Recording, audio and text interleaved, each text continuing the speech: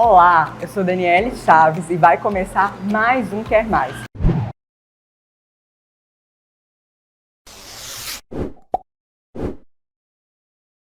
E hoje eu converso com agente humanitário, ativista social, teólogo e escritor Roger Zwendel, mais conhecido como Gito. Tudo bem? Tudo jóia. Obrigado pelo convite, viu? Prazer estar aqui.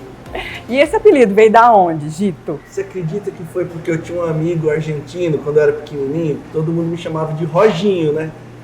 Por ser Rogers, Roginho, e ele não conseguia falar Roginho bem, ele falava Rogito às vezes. Uhum. E aí alguém tirou sarro, eu fiquei bravo, e aí o apelido pegou, né? Rogito, Gito, e desde pequenininho eu virei o Gito. Você já morou até na Argentina? Não, mas eu tinha amigos argentinos, moravam no interior de São Paulo, né? Uhum. Mas eu já fui à Argentina, é um país que eu gosto muito. Gente, para quem não conhece, o Gito aí é uma pessoa viajada, ele vai contar a história dele para nós. Vamos começar pela África? Vamos. O que aconteceu lá? Cara, eu fui para a África sem querer, Dani, porque eu tinha um amigo que tinha projetos sociais lá, projetos humanitários, né? E sentado numa mesa, igual eu tô aqui com você, a gente conversando, eu disse a ele assim, cara, morro de vontade de conhecer seus projetos.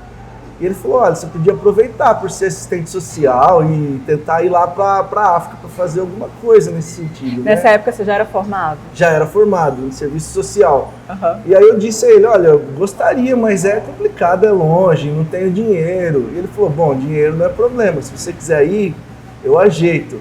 E foi assim, na mesa de uma pastelaria que a gente conversou disso. E aí eu falei para ele, olha, bom, se você quiser pagar para eu ir, eu vou. E foi assim, do dia para a noite ele comprou uma passagem na mesa e eu fui à África para ver o que nós poderíamos fazer junto do projeto que ele já tinha lá. E aí minha vida mudou, porque eu conheci as crianças e aí o vínculo com elas fez com que eu ficasse preso na África, né? Eu brinco que eu voltei, mas nunca trouxe meu coração, né? Que país que você esteve? Eu fiquei na Nigéria e hoje nós temos projetos em Uganda. São os dois países que a gente trabalha lá. E qual que foram as causas que vocês enfrentaram lá? Olha, a primeira é uma situação muito complicada, que as crianças são consideradas bruxas. É assim, olha, líderes religiosos acusam as crianças de terem um poder de causar o mal na sociedade. Então, por exemplo, fome ou questões de saúde nunca é uma questão governamental. Ou problemas naturais, assim. Isso quase sempre tem a ver com uma criança que rouba a saúde e a prosperidade das pessoas. E com isso, esses líderes religiosos cobram hoje em torno de uns R$4.500 para desbruxificar uma criança, né? Então eles acusam de ser bruxo para ter um jeito de ganhar dinheiro em cima delas, né? E aí cobra para desbruxificar. Isso tudo fez com que existisse um fenômeno que faz com que os pais abandonem os filhos. Porque imagine, um pai e uma mãe, quando vão ao mercado, eles não querem, os donos do mercado não querem vender. Porque pensam assim, olha, eu não vou vender para um pai de um menino ou de uma menina bruxa, que eu vou virar bruxo também. O feitiço vai pegar em mim. Então vira esse fenômeno da estigmatização de crianças que vão sendo abandonadas. Esse foi o principal dos problemas que nós enfrentamos lá. E de que forma vocês atuaram? Nós atuamos com resgate e acolhimento dessas crianças, né? Então, junto da Polícia Federal da Nigéria, nós descobríamos casos de crianças sendo abusadas de diversas formas dentro de igrejas ou espaços religiosos, né? Era comum que elas fossem trancadas ali para serem curadas desse suposto espírito, né? Que idade essas crianças tinham? De bebê a 16 anos, 17 anos, né? Gente, é muito irracional, porque pegar um ser inofensivo e falar que ele é o culpado disso, né? Culpado de causar a miséria e a falta de saúde, que isso tudo tem a ver com questões de política mesmo, né? Quantos anos vocês ficaram lá? O projeto ainda existe lá, de 2009 até hoje. O projeto acontece. Eu fiquei de 2013 até 2017. Depois o psicológico foi ficando abalado, né? Eu tive que voltar depois das malárias, né? E do cansaço que isso tudo vai tendo, porque você vai enfrentando esses líderes religiosos o tempo todo, né? Para você ter uma ideia, Dani, dos 10 religiosos mais ricos do mundo, 5 são nigerianos. E desses 5, metade, né, dos religiosos, quase todos eles têm envolvimento com a bruxificação de crianças, ou seja, o sangue das crianças dá lucro para eles. Então imagine só, você enfrentar essa questão é mexer com gente de muito poder, né? E como que você fazia para se manter lá? Por incrível que pareça, era por amizade aqui no Brasil. A galera me mantinha lá. Então a gente começou uma agência humanitária chamada Religar, que facilitava o processo das pessoas enviarem os seus recursos, né? Mas quase todos eles eram enviados por gente mesmo, galera que bancava uma casa de acolhimento, um orfanato, que chegou a ter 73 crianças, e a galera que ia e vinha, né? Porque a gente só conseguia o visto de turista para 3 meses. Eu precisava ficar indo e vindo o tempo todo para fazer acontecer os projetos. E você viu que mudou um pouco, pelo menos, assim? Olha, em relação a esse fenômeno, eu acho que piorou, por incrível que pareça. Não acredito, gente. É verdade. As pessoas não têm acesso à informação, como é que é? Muito pouco. A Nigéria é o país que tem mais crianças fora da escola no mundo. Então já dá para perceber que não há um incentivo para a educação, não. Como elas são gente que vive numa extrema miséria, nesse lugar da Nigéria que eu estou falando, né? Elas têm muito pouco acesso à informação. E o lugar onde elas encontram informação são nos espaços religiosos, que causam esse fenômeno, né? Então fica muito complicado combater isso. Mas nós tivemos transformações na vida dessas crianças, né? Então, por exemplo, com certeza, dessas 73 que eu citei, todas estariam mortas se não tivesse uma intervenção. Porque elas passam por um processo de abandono e de estigmatização. Ninguém quer viva uma criança que pode causar o meu mal, o teu mal, né? Então é comum eles torturarem mesmo. Ai, gente, que coisa mais triste, né?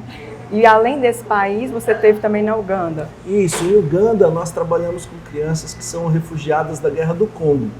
A Guerra do Congo é a guerra que mais matou depois da Segunda Guerra Mundial, tá? Desde os anos 90 aí. E aí os refugiados vão fugindo para todos os cantos, inclusive para a Uganda, se transformou num país que acolhe muitos refugiados, né? E aí nós trabalhamos num campo de refugiados lá, que chama Ramawandja, onde vivem mais de 90 mil pessoas.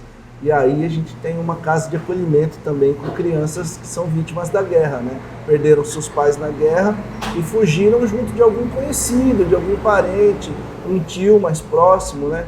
Então hoje nós acolhemos essas crianças lá no campo de refugiados em Uganda.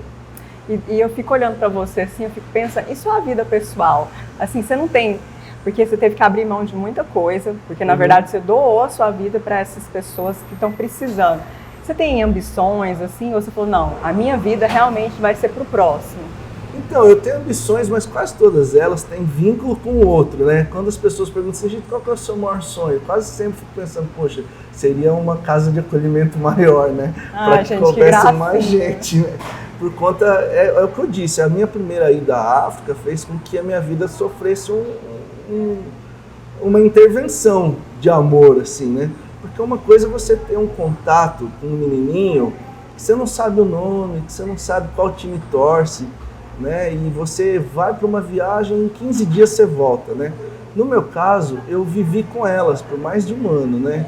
E aí você vai descobrindo coisinhas assim, por exemplo, o menininho que gosta de mandioca e não gosta de fubá, que briga com você porque você deu mais atenção para outro do que para ele. E você vai criando esse vínculo e o vínculo vai alterando a gente, né? Então aí minha vida foi sendo alterada por amor a essas criancinhas, né? E aí hoje quase sempre eu planejo, eu tenho sonhos que envolvam cada uma delas, né? Parabéns, né, gente? O mundo precisa de mais pessoas assim. Além do exterior, você também fez um trabalho na Cracolândia. Sim, eu morei na Cracolândia por mais de um ano também. Morou lá? Eu vivi lá com a galera, né? Lá tinha um projeto que acolhia pessoas em situação de rua, e aí durante o dia elas podiam ir tomar banho, ter uma alimentação, trocar de roupa, cortar cabelo, e tinha os cursos, né? Então tinha curso de informática, tinha atendimento psicológico e um monte de outros. E as pessoas passavam o dia lá e devagarinho aquelas que gostariam de sair da vida no crack conseguiam ir para um espaço mais afastado um pouquinho da Cracolândia, para conseguir se libertar da droga, né? E depois desse momento de um tempo em que elas estavam livres do crack, elas precisavam ser reinseridas na sociedade. Como é que vai viver agora, né? Não dá para se esconder no mato para sempre, né? E aí esse era o momento que eu trabalhava, né? Era uma casa de acolhimento em que as pessoas que estavam vindo de um tratamento contra o crack, né?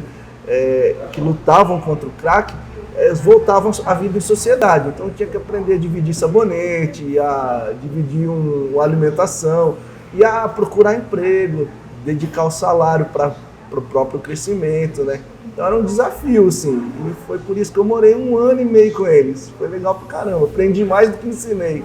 É? Ah, com certeza, né? A gente aprende muito. E dá muita dó, né? A droga acaba realmente com a vida da pessoa, né? Especialmente o crack, né? Porque o crack é a droga que te rouba a vida, né? Você fica refém. Porque diferente das outras drogas, que você vai tendo o efeito e ele vai passando, o crack, a abstinência é infinitamente pior. Então a pessoa vai tentando viver próximo da droga, por isso forma as cracolândias, né? Vai ficar consumindo o tempo todo a droga para ver se acalma um pouquinho o coração, né? Mas é terrível.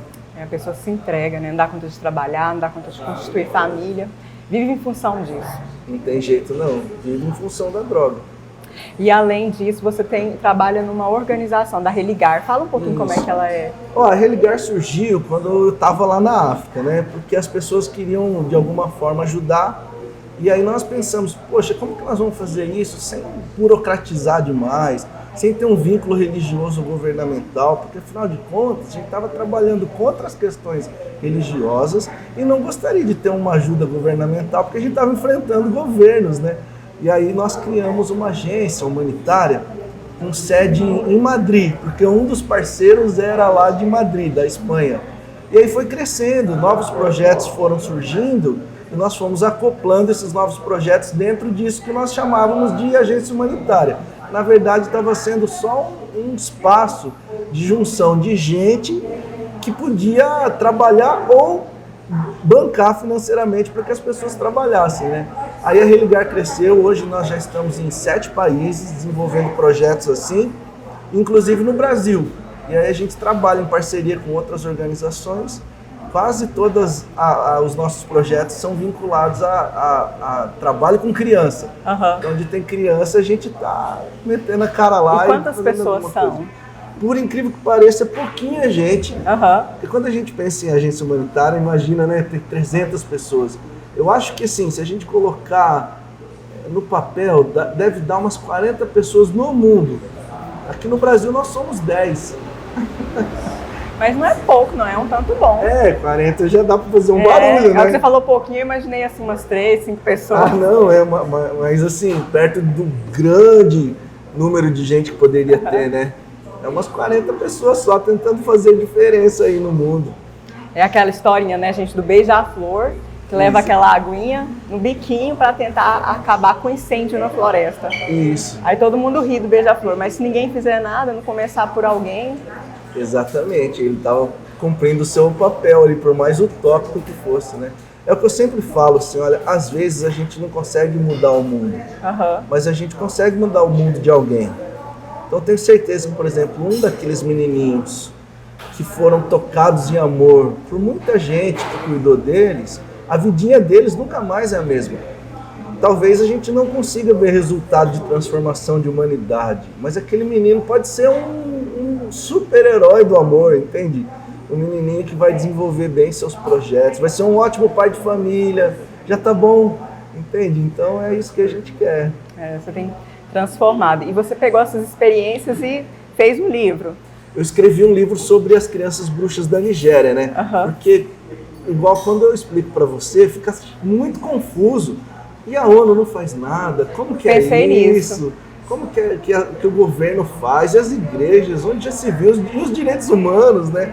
Então, assim, para responder isso tudo, eu escrevi um livro, que é um romance, contando a história de 3 dessas crianças que eu conheci. Juntei as 3 histórias numa só, né? Para tentar fazer com que as pessoas entendam desde o comecinho como se dá esse processo da bruxificação de crianças, né? As pessoas podem adquirir esse livro? Pela internet. Se quiserem, no meu perfil, já fazendo um merchandising. Não, pode aqui, deixar. né? Já ia falar para você deixar no final mesmo. Gito Wendel em tudo quanto é aplicativo, né? Quanto é redes sociais. Aí você consegue comprar, lá tem os links da editora e tudo mais. Gente, que história mais bonita, né? Ele entregou a vida dele realmente para ajudar o próximo. E se você quiser conhecer mais, é só procurar o Gito nas redes sociais. Isso mesmo, Gito Wendel em tudo. Tá bom, muito obrigada, Gito. Eu que agradeço. Pessoal, esse foi mais um Quer Mais. Nós gravamos aqui no restaurante da Amora Sabores Light. Tem a filmagem e edição de Weber Oliveira. E você me encontra em todas as redes sociais. É só digitar Daniele Chaves. Se inscreve aqui no canal, tá bom? Um beijo e até o próximo. Tchau!